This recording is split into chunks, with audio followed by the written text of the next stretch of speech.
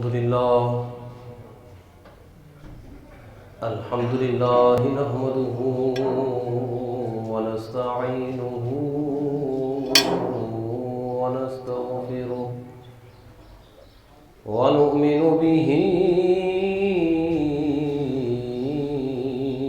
ونتوكل عليه ونعوذ بالله من شرور أنفسنا ومن سيئات أعمالنا من يهده الله فلا مضل له ومن يضلله فلا هادي له ونشهد أن لا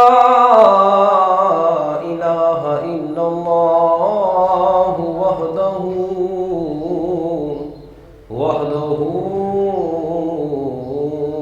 لا شريك له ونشهد أن سيدنا وسندنا وحبيب ربنا وطبيب قلوبنا ونورنا ونور عيوننا ومأوانا وملجانا وسيدنا محمد صلى الله عليه وسلم. أما بعد فأعوذ بالله السميع العليم من الشيطان الرجيم. بسم الله الرحمن الرحيم.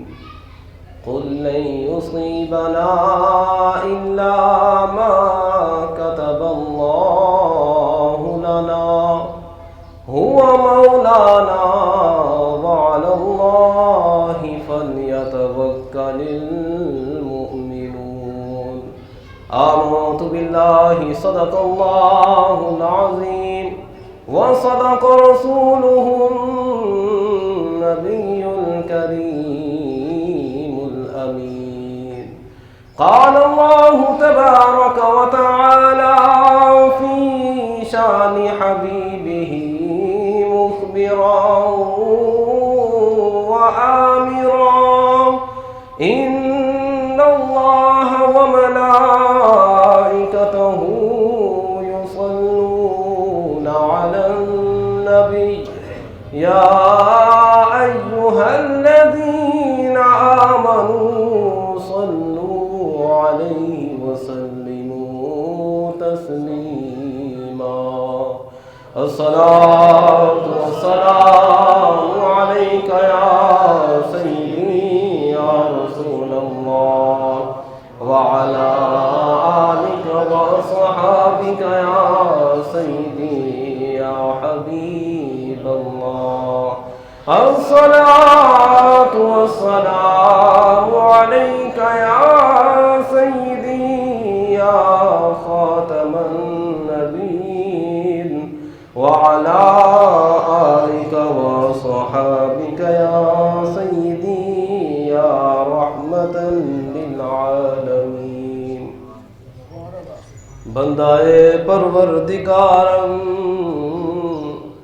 امت احمد نبی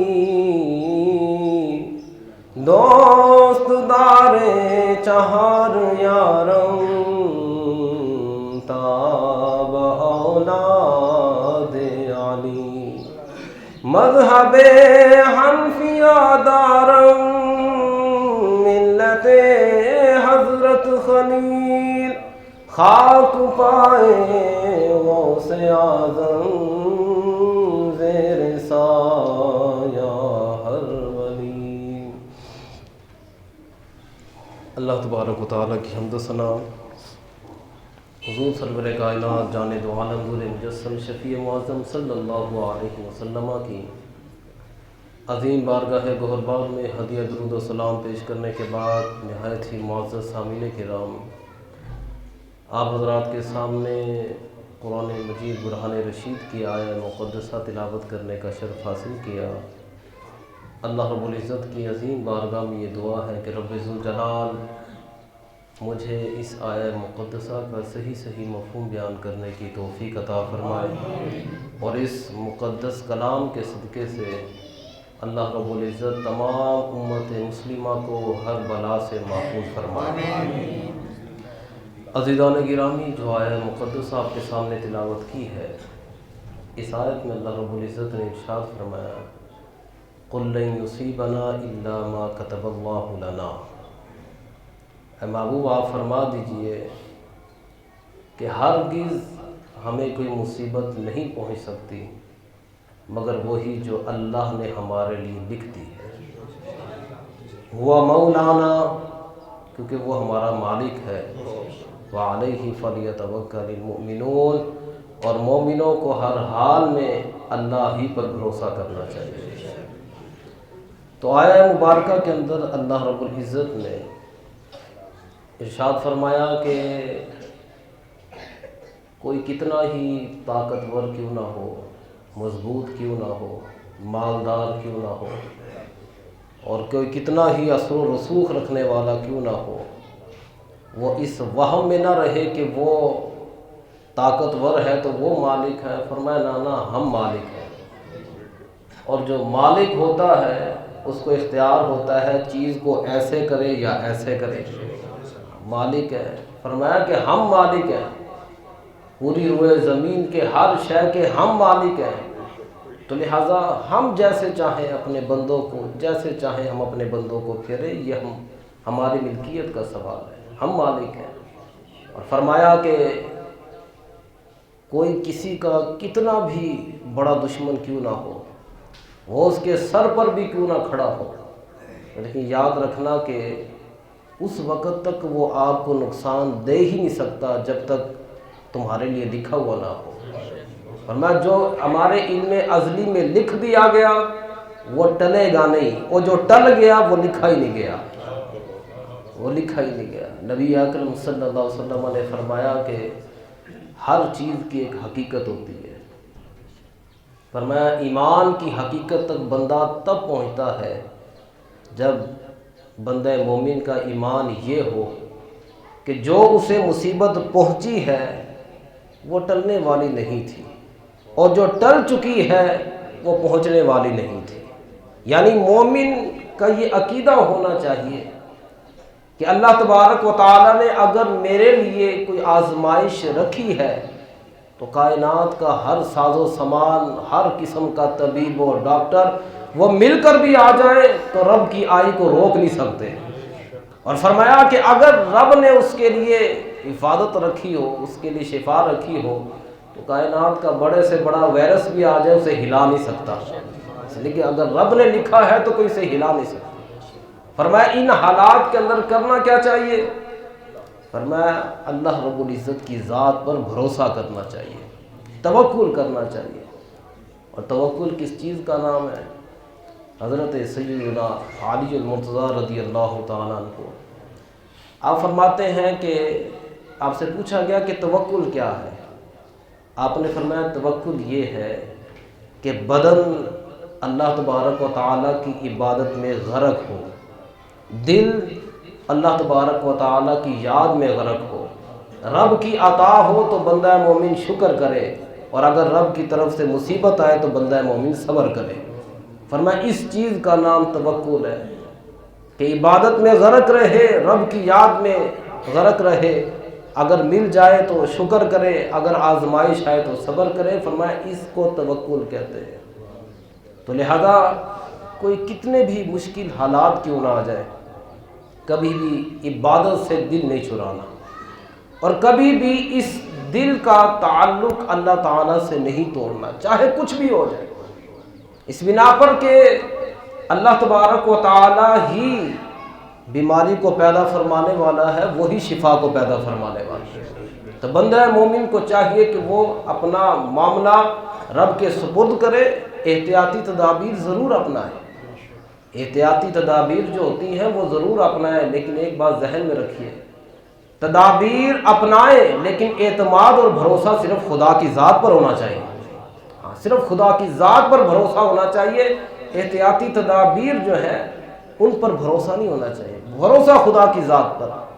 حضرت یعقوب علیہ السلام نے جس وقت اپنے بیٹوں کو حضرت یوسف علیہ السلام کی طرف بھیجنا چاہا نا، تو آپ نے بیٹوں سے فرمایا کہ بیٹا الگ الگ دروازوں سے جانا۔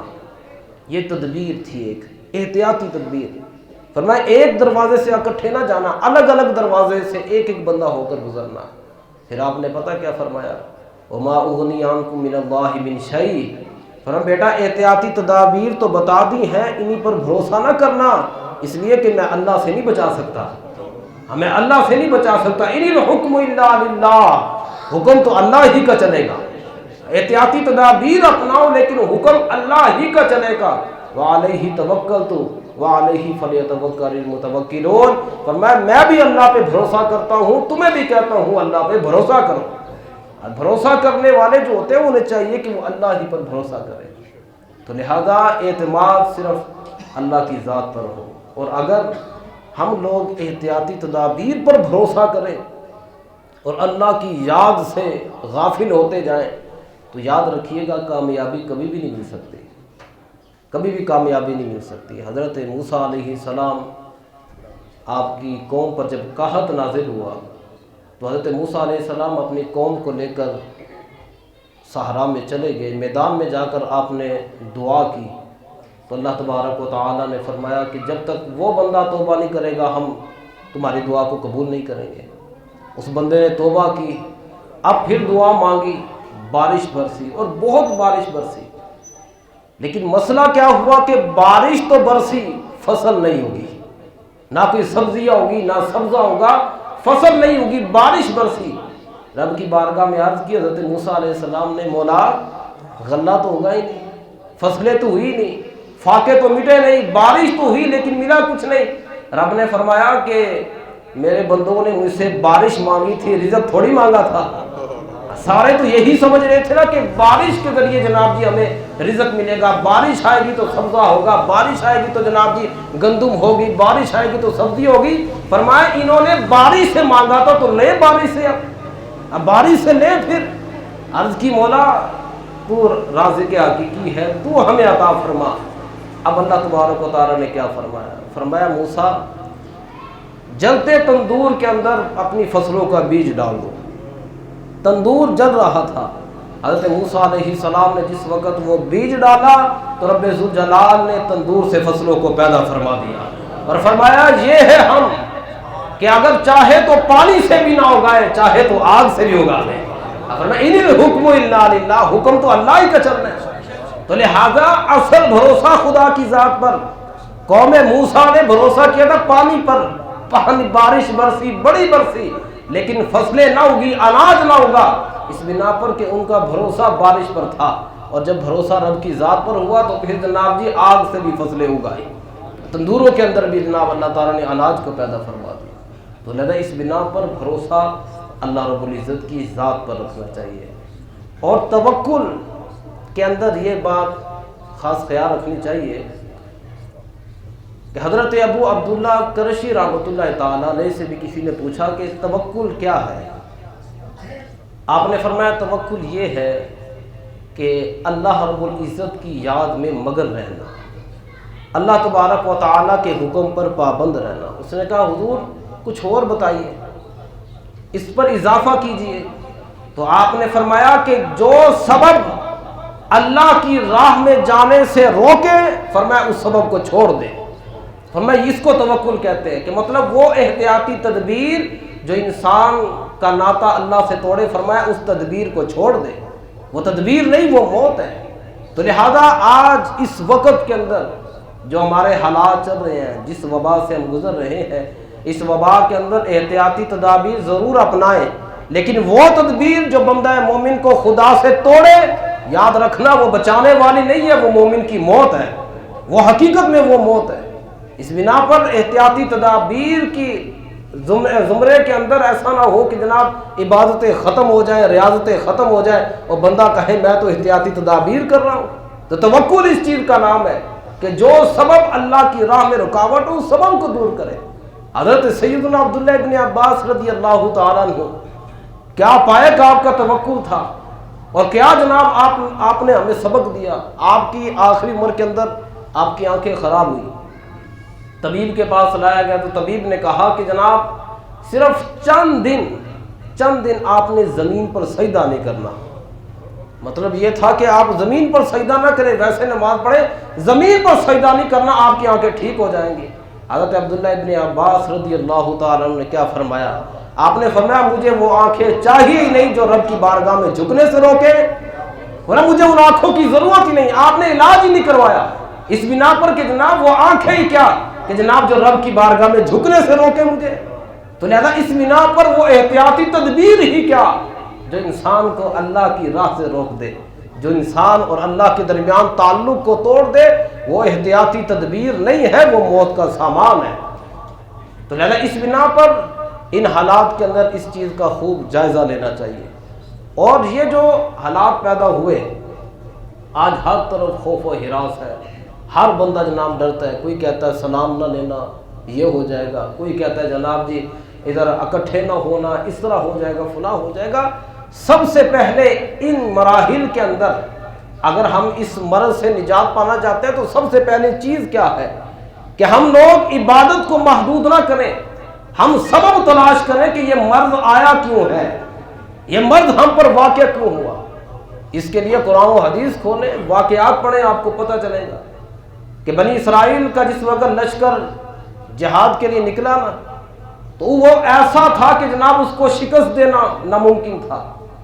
بلم بن باور کی قوم اس کے پاس آئی تو آخرکار المختصر یہ کہ اس نے کہا کہ اگر اس لشکر کو شکست دینا چاہتے ہو تو پھر ایک کام کرو، اس لشکر کے اندر نوجوان لڑکیوں کو چھوڑ دو، اگر اس لشکر میں سے کسی ایک بندے نے بھی زنا کر لیا تم فتح یاب ہو جاؤ گے۔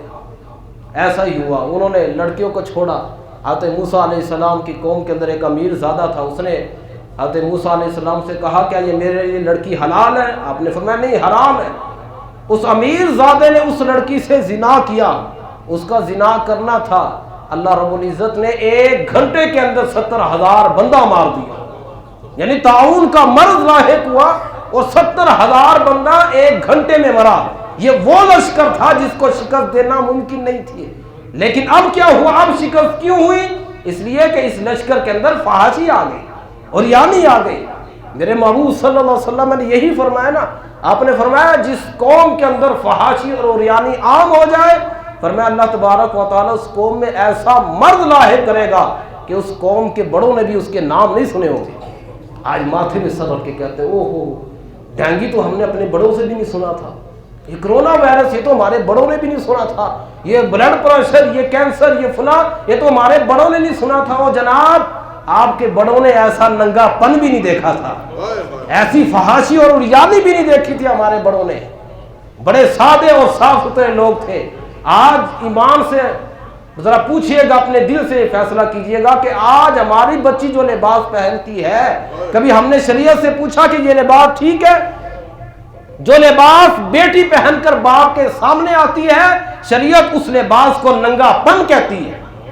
لہذا جس وقت یہ فحاشی اور عریانی ہو اور جس وقت ایسی عریانیت دیکھ کر ہم روکے نہ تو پھر کوئی یہ شکوہ نہ کرے کہ جناب جی یہ وبائیں آ گئی، یہ بڑوں نے نہیں سنی تھی، فلاں نہیں سنی تھی۔ اور اس موقع پر اگر ہم لوگ برائی اور بے حیائی کو دیکھیں اور نہ روکیں اور پھر ہم جناب آ کر کہیں امام صاحب دعا کریں حالات ٹھیک ہو جائے، فلاں دعا کریں، اے آپ اللہ کے بندے آپ دعا کریں، تو کوئی خوش فہمی میں نہ رہے کہ ان کی دعاؤں سے ہم بچ جائیں گے۔ نہ میرے محبوب صلی اللہ علیہ وسلم نے فرما دیا، فرمایا تم نیکی کرو گے، نیکی کی دعوت دو گے، برائی سے بچو گے اور برائی سے روکو گے۔ فرمایا اگر تم نے یہ چھوڑ دیا پھر اللہ تبارک و تعالی تمہارے نیکوں کی دعاؤں کو بھی قبول نہیں کرے گا، تمہارے نیک بھی دعا کریں گے اللہ ان کی دعاؤں کو قبول نہیں کرے گا۔ تو لہذا اس بنا پر محدود عبادت کی بجائے سبب تلاش کریں کہ حقیقی سبب کیا ہے، کہیں ہم لوگ فحاشی اور عریانی کے اندر تو نہیں آ گئے۔ اور پھر ان حالات کے اندر اللہ تبارک و تعالیٰ کے ذکر کی کثرت کرنی چاہیے، توبہ و استغفار کرنا چاہیے۔ ایمان سے بتائیں نا کہ ہم نے کرونا وائرس جو ایک شکی بیماری ہے، پتہ نہیں کس کو لگے، کوئی پتہ نہیں ہے، گارنٹی نہیں ہے کہ مجھے لگتی ہے کہ نہیں، ایک شکی بیماری ہے، اس کے لیے میں نے احتیاط کی، ماسک بھی پہن لیا، وہ جناب جی وہ سپرے بھی کر لی میں نے جناب، بہت کچھ کر لیا، اور جو موت 100% تھی اس کی تیاری میں نے کی ہے۔ اس موت کی تیاری کے لیے ابھی تک ان حالات کے اندر کئی لوگ ایسے جو نماز نہیں پڑھتے، ابھی بھی نہیں پڑھتے۔ یعنی ہم لوگوں کا دل اتنا سخت ہو چکا یارو کہ اللہ کا عذاب ہمارے سر پر ہے اور ہم لوگ ابھی بھی بے نمازی۔ فرعون اپنے آپ کو خدا کہتا تھا، خدائی دعویٰ کرتا تھا، لیکن جس وقت آخری وقت میں عذاب دیکھا تو وہ بھی کیا بڑا، ربی موسیٰ و ہارون کے میں ایمان لایا حضرت موسیٰ و ہارون کے رب پر۔ اور یارو فرعون بھی آخری وقت میں جناب ڈر گیا، وہ لرز گیا، اور آج مسلمان عذاب دیکھ کر بھی ایسے پھر رہے۔ تو پھر یہ سمجھتا ہے کہ جناب یہ احتیاطی تدابیر بچائیں گی، نہ، اگر مومن کو بچائے گا تو خدا کی ذات بچائے گی، مومن بچے گا تو اللہ رب العزت کی رحمت سے بچے گا۔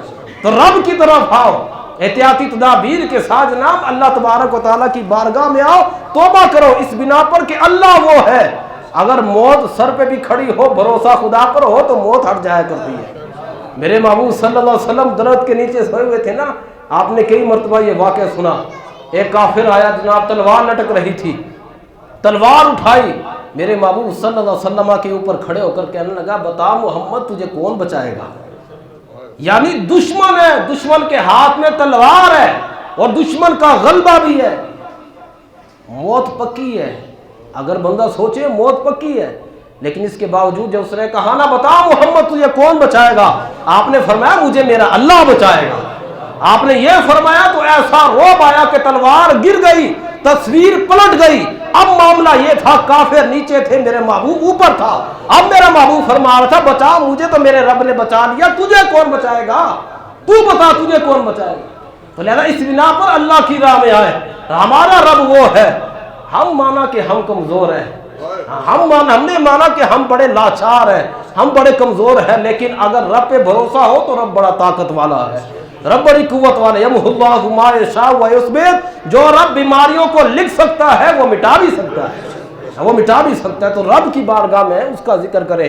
حضرت پیر مہر علی شاہ رحمۃ اللہ تعالیٰ نے، آپ جو اسٹیشن پہ پھر رہے تھے، ایک انگریز ایسے جناب بندوق لٹکا کے پھر رہا تھا اور آپ تسبیح کر رہے تھے، اس نے تنزیہ انداز میں کہا، اس نے کہا یہ کیا ہے؟ آپ نے فرمایا تیرے ہاتھ میں یہ کیا ہے؟ اس نے فائر کیا اور ایک جناب چڑیا کو مارا، وہ نیچے گری، کہنے لگا یہ میرا ہتھیار ہے جو مارتا ہے۔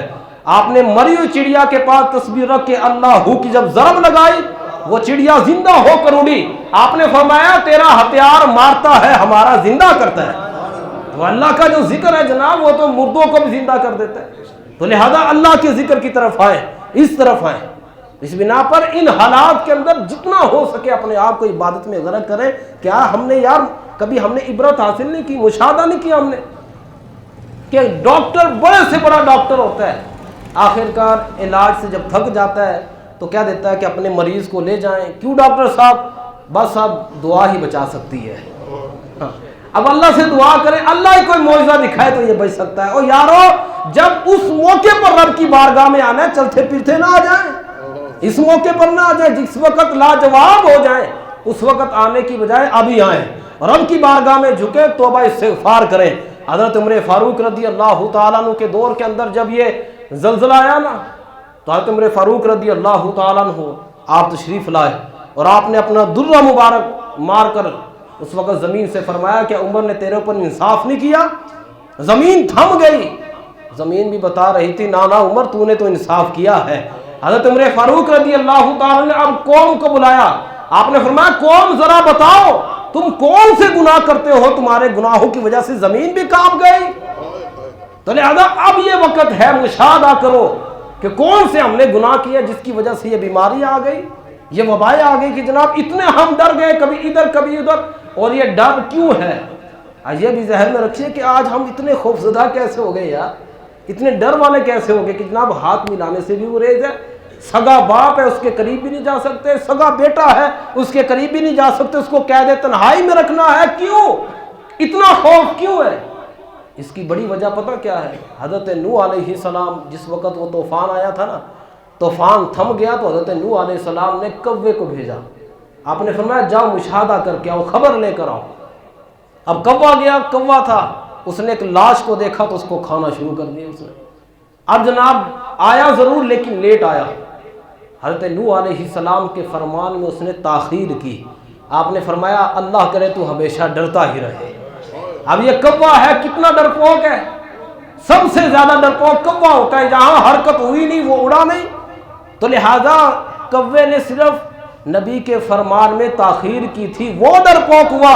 میں اور آپ صبح و شام نبی کے فرمان کو توڑتے رہتے ہیں. ہم نے تو ان حکم کو ماننا ہی چھوڑ دیا اور ہم کہتے ہیں کہ ہم دلیر بن جائیں. ہم کہتے ہیں کہ جناب جی اس کرونا کے ساتھ مقابلہ کرو. بابا مقابلہ وہ کرتا ہے جس کے اندر طاقت ہو. کون سی طاقت ہے؟ تو لہذا اس بنا پر اللہ رب العزت کی ذات پر بھروسہ کرے، اللہ رب العزت کی بارگاہ میں آ کر توبہ استغفار کرے اور عبادت کرے. ہاں جتنی زیادہ ہو سکتی ہے عبادت کریں. اگر عبادت کی حالت میں ہی موت آ گئی تو اچھی بات نہیں ہے، اچھی بات نہیں. اگر موت تو آنی ہے پر حق ہے. کون گارنٹی دے سکتا ہے؟ کسی کے پاس ہے گارنٹی کہ جناب جی یہ چیز کر لو تو جناب موت سے بچ جاؤ گے؟ نہ، ایک گارنٹی ہے جو خدا نے دی ہے. وہ گارنٹی ہے کہ اگر ایمان کے ہاتھ پہ مر جاؤ، دنیا کی نگاہ میں مر جاؤ گے لیکن ہم تمہیں زندہ ہی رکھیں گے. نعرہ تکبیر، نعرہ رسالت، نعرہ حیدری. اور ان حالات کے اندر دوسرا کام یہ کریں، یہ جو خوف و ہراس ہے اس کو دور کریں. بہت زیادہ ہم لوگوں نے خوف پھیلا دیا، بہت زیادہ. جب ہم جانتے ہیں کہ زندگی اور موت خدا کے ہاتھ میں ہے تو پھر اتنا خوف کیوں؟ چھوٹے چھوٹے بچوں کے اندر خوف، بڑوں کے اندر، بوڑھوں کے اندر، ہر طرف خوف و ہراس ہے. اور پھر جناب ہم لوگ سارے ذہنی طور پر مریض ہیں اس وقت، ذہنی مریض ہیں اس وقت ہم لوگ. اور مریض کے لیے ہونا کیا چاہیے؟ میرے محبوب صلی اللہ علیہ وسلم آپ کسی مریض کے پاس جاتے نا تو آپ کیا فرماتے ہیں؟ آپ فرماتے یار کچھ بھی نہیں ہوا، ٹھیک ہو جائے گا، ٹھیک ہو جائے گا. یہ تسلی دے دیتے میرے محبوب. جتنا بھی مرض ہوتا ہو، یار مجھے اگر بیماری ہے کوئی کہہ نہیں سکتا کہ کر مر جائیں گے اس بیماری میں، لیکن میرے محبوب تو جانتے تھے نا کہ اس کو موت آنے والی ہے. موت دیکھ کر بھی فرماتے تھے کچھ نہیں ہوتا، ٹھیک ہو جائے گا، کچھ نہیں ہوتا. تسلی تھی. اور بتائیں ہم نے جناب اپنے مریضوں کو کیا دیا؟ صبح و شام خبریں چلاؤ، اتنے بندے مر گئے، اتنے بندے مر گئے. اور یارو اسلام نے تو ایک بکرے کے سامنے بکرے کو ذبح کرنے سے منع کیا، ایک جانور کے سامنے چھری تیز کرنے سے منع کیا نا کہ اس نے ذبح ہونا ہے، اسی چھری سے ہونا ہے. لیکن کیوں؟ اس لیے کہ موت سے پہلے تو تکلیف نہ دو. موت کی تکلیف تو آنی ہے، موت سے پہلے تو تکلیف نہ دو. تو لہذا ان بیماروں کو جناب احساس کمتری کا شکار نہ کرو، ان کو مزید پریشان نہ کرو. یہ نہ ہو کہ وہ مرے نہ مرے لیکن اس پریشانی سے ہی مر جائیں، اس پریشانی سے مر جائیں. اور آج کل مطلب جو ہے یہ ہمارے ڈاکٹر حضرات بڑے پریشان ہوتے ہیں، ہمارے پاس یہ حفاظتی چیز نہیں ہے، ہم علاج نہیں کرتے، وہ علاج کو چھوڑ دیتے ہیں. خدا را اللہ تبارک و تعالی نے تمہیں بڑا عظیم منصب عطا کیا ہے، بڑا عظیم منصب عطا کیا. ہم گھر والے سگی ماں بھی ہو، باپ بھی ہو، وہ کسی بیمار کو کہتے رہے نا اپنے بیمار بیٹے کو بیٹا کچھ نہیں ٹھیک ہو جائے گا، لیکن بیٹے کو تسلی نہیں ہوتی. لیکن اگر ڈاکٹر تسلی دے دے تو مان جاتے ہیں. یعنی کتنا بڑا منصب اسلام نے تم کو دیا، اور تم جناب ایک ظاہری تدبیر کی بنا پر، احتیاطی تدبیر کی بنا پر کہتا ہم علاج نہیں کریں گے، ہمیں یہ دو. اور یارو خدا کی ذات پر بھروسہ رکھو. میرے محبوب صلی اللہ علیہ وسلم ہمیں درس دے کر گئے. ایک بندے کو خارج تھی، خارج زدہ تھا وہ بندہ، اور وہ الگ بیٹھا ہوا تھا. میرے محبوب صلی اللہ علیہ وسلم نے ایسے کھانے کا پیالہ منگوایا اور اس کو بلایا. فرمایا کل ثقۃ باللہ وتوکل علیہ، فرمایا کھا اس پیالے سے اور اللہ پہ بھروسہ کر. احساس کمتری کا شکار نہ ہو کہ تیری وجہ سے اس کو بھی خارج لگ جائے گی، اس کو بھی خارج. فرمایا کھا اس سے. میرے محبوب نے بھی اسی پیالے سے کھایا جس سے خارج زدہ نے کھایا، یہ خارج زدہ نے کھایا. اور یہاں پر جناب اس کے قریب نہ جانا، اس سے گلے نہ ملنا، اس سے سلام نہ کرنا. یارو ہم کس طرف جا رہے ہیں؟ میرے محبوب صلی اللہ علیہ وسلم نے دیکھا کہ جناب ایک بندے نے سارے اونٹ ایک طرف باندھے ہوئے تھے، ایک اونٹ کو ایک طرف باندھا ہوا تھا. میرے محبوب نے پوچھا کیا ہوا؟ عرض کی حضور اس کو خارش ہے اس لیے تنہا باندھا ہے، کہیں اس کی وجہ سے ان کو نہ لگ جائے. میرے محبوب نے فرمایا اس کو خارج کس نے لگائی؟ اس نے کہا اللہ نے. فرمایا جو رب اس کو لگا سکتا ہے ان کو نہیں لگا سکتا، ان کو نہیں لگا سکتا. یعنی یہ کیا مطلب؟ میرے محبوب صلی اللہ علیہ وسلم نے جانوروں کے اندر ایسے تفریق کرنے کو بھی ناپسند فرمایا، اور ہم لوگوں نے اپنے بیماروں کے ساتھ کیا کیا کہ مطلب ہم نے ان کو بھی احساس کمتری کا شکار کر دیا، ان کے قریب نہ جانا جناب، یہ نہ کرنا۔ اور پھر حضرت عمر فاروق رضی اللہ تعالیٰ عنہ، حضرت معیقیب رضی اللہ تعالیٰ عنہ، یہ بیمار تھے، یہ بیمار ہوئے نا، تو حضرت عمر فاروق رضی اللہ تعالیٰ عنہ یہ حاکم تھے، آپ نے پانی کا پیالہ منگوایا اور حضرت معیقیب کو وہ پیالہ دیا، انہوں نے پیالے سے پانی پیا، پھر حضرت عمر فاروق رضی اللہ تعالیٰ عنہ نے ان کے سامنے اسی جگہ سے پانی پیا جہاں سے اس بیمار نے پانی پیا تھا۔ اور کیوں پیا تھا؟ اس لیے کہ آپ اس کے دل سے یہ وہم نکال رہے تھے کہ یارو جس خدا نے تجھے بیمار کیا وہ مجھے بھی کر سکتا ہے، ایک دوسرے کے جھوٹے سے کوئی بیمار نہیں ہوا کرتا، جھوٹے سے بیمار نہیں ہوا کرتا، تو لہٰذا مریضوں سے پیار کریں، ان سے اچھی اچھی باتیں کریں۔ میرے محبوب صلی اللہ علیہ وسلم نے فرمایا کہ مریض کے پاس جاؤ تو اس سے اچھی باتیں کرو، فرمایا اس لیے کہ تمہاری باتیں رب کی آئی کو روک تو نہیں سکتی، لیکن کچھ دیر کے لیے اس کا دل تو خوش کر سکتی ہے، اس کے دل کو سکون تو دے سکتی ہیں۔ تو لہٰذا پہلا کام یہ کیجئے، ان مشکل مراحل کے اندر اپنے اندر سے خوف و ہراس دور کر دیجئے، اور یہ یقین رکھیں کہ جناب اللہ تبارک و تعالی اگر بیماری دے سکتا ہے وہ کاٹ بھی سکتا ہے، اور رب وہ ہے یہ جو گندم وغیرہ اگاتے ہیں یا کچھ اور فصل لے لیں، گندم کا دانہ جب زمین میں جاتا ہے نا تو اس کے بعد جناب جو وہ نکلتی ہے تو ایک کومپل سی نکلتی ہے، وہ کومپل اتنی نازک ہوتی ہے کہ اگر اس کو ہاتھ سے ایسے کرے نا تو مسل جایا کرتی ہے، بڑی نازک ہوتی ہے۔ کبھی ہم نے دیکھا کہ یار اتنی نازک کومپل زمین کو پھاڑ کر اوپر کیسے آئی؟ اتنی نازک کومپل ہے یہ زمین کو پھاڑ کر کیسے آئی؟ ایک ہی جواب آئے گا، اس کو طاقت خدا نے دی ہے۔ تو جو رب اس کومپل کو طاقت دے سکتا ہے وہ مجھے اور آپ کو نہیں دے سکتا، مجھے اور آپ کو نہیں دے سکتا۔ میرے محبوب صلی اللہ علیہ وسلم نے فرمایا، آپ نے فرمایا کہ رب فرماتا ہے کہ میں چاہتا ہوں کہ زمین والوں پر عذاب کو مسلط کروں، لیکن جب میں دیکھتا ہوں اپنے گھر کو آباد کرنے والوں کو تو میرا غضب ٹھنڈا ہو جاتا ہے، میرا غضب ٹھنڈا ہو جاتا ہے جب میں دیکھتا ہوں کہ میرے گھر کو آباد کرنے والے ہیں۔ تو لہذا اس بنا پر ان مراحل کے اندر پریشان نہیں ہونا، پریشان نہیں ہونا، اللہ تعالیٰ کی ذات پر بھروسہ کریں اور یقین کامل ہو، یقین کامل۔ کوئی بھی چیز آپ استعمال کرتے ہیں، کوئی مطلب کہ ماسک لگاتے ہیں، کوئی چیز پہنتے ہیں، یقین ہونا چاہیے کہ انشاءاللہ تعالیٰ اللہ تبارک و تعالیٰ کی ذات مجھے اس کے ذریعے ہی محفوظ رکھے گی، مجھے حفاظت دے گی۔ یقین کامل ہو تو پھر جناب دعا بھی اثر کیا کرتی ہے، اور اگر یقین کامل نہ ہو پھر دعا بھی اثر نہیں کرتی، ابھی دعا بھی اثر نہیں کرتی۔ حضرت سیدنا خالد بن ولید رضی اللہ تعالیٰ عنہ، آپ نے ہیرا کا محاصرہ کیا تو وہاں کے لوگ جو تھے وہ قلعے کے اندر بند ہو گئے، کھانا پینا انہوں نے راشن بند کر لیا، سارا اندر جمع کر لیا، جیسے آج کل مسلمان بھی اپنے گھروں کے اندر راشن اکٹھا کر رہے ہیں، راشن اکٹھا کر رہے ہیں، چلو جی جمع کر لو راشن، انہوں نے بھی راشن جمع کر لیا۔ آخرکار راشن ختم ہی ہونا تھا، جب ختم ہوا تو اب کیا ہوا، انہوں نے اپنے ایک پادری کو بھیجا کہ جاؤ حضرت خالد بن ولید سے بات کرو۔ اب وہ پادری آیا تو اس نے ہاتھ کے اندر زہر کی پڑیاں پکڑی ہوئی تھی، حضرت خالد بن ولید رضی اللہ تعالیٰ عنہ کے سامنے آیا، آپ نے پوچھا ہاتھ میں کیا ہے؟ اس نے کہا زہر کی پڑیاں۔ آپ نے فرمایا یہ کیا کیوں لائے ہو؟ اس نے کہا کہ اگر تو نے میری قوم کے ساتھ برا کیا نا تو میں یہ زہر کھا کے مر جاؤں گا۔ آپ نے فرمایا زہر مار دیتا ہے؟ اس نے کہا ہاں، یہ کھانا تو دور کی بات، کوئی سونگ لے بندہ مر جاتا ہے۔ آپ نے اس کے ہاتھ سے زہر پکڑا اور پکڑ کر جناب آپ نے دعا پڑھی، بسم اللہ خیر الاسماء رب الارض والسماء الذی لا یضر مع اسمہ داء الرحمن الرحیم، وہ زہر کو کھا لیا۔ اب وہ پادری دیکھ رہا تھا کہ ابھی گرتے ہیں، ابھی گرتے ہیں، اور حضرت خالد بن ولید رضی اللہ تعالیٰ عنہ کھڑے رہے۔ آخرکار اس نے کہا خالد کچھ نہیں ہوا؟ آپ نے فرمایا نہیں۔ اس نے کہا یہ کیسے ہو سکتا ہے کہ تو مرا نہیں؟ آپ نے فرمایا خالد بھی مر جاتا اگر خالد وہ دعا نہ پڑھتا جو زبان مصطفیٰ سے نکلی۔